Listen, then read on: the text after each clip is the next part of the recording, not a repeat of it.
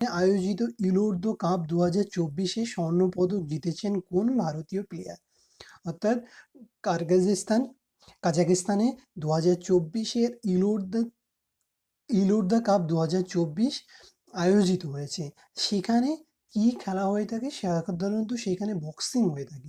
তো সেই বক্সিংয়ে ভারতীয় কোন প্লেয়ার গোল্ড মেডেল জিতেছেন সেটা আমাদেরকে জিজ্ঞেস করেছে।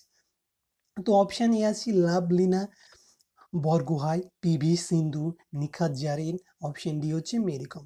এর মধ্যে কে গোল্ড মেডেল জিতেছেন সেটা আমাদেরকে জিজ্ঞেস করেছে। কি পয়েন্ট কি বলেছে? ইন বক্সিং অর্থাৎ ইলোর্দো কাপ 2024 এখানে কোন খেলায় সঙ্গে যুক্ত এই ইলোর্দো কাপ? সেটা হচ্ছে বক্সিং এর সঙ্গে এটা যুক্ত।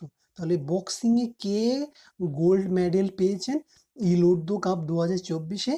তো ইন্ডিয়ান রিগেনিং ওয়ার্ল্ড চ্যাম্পিয়ন। তো ভারত কি করেছে? ওয়ার্ল্ড চ্যাম্পিয়ন হয়েছে।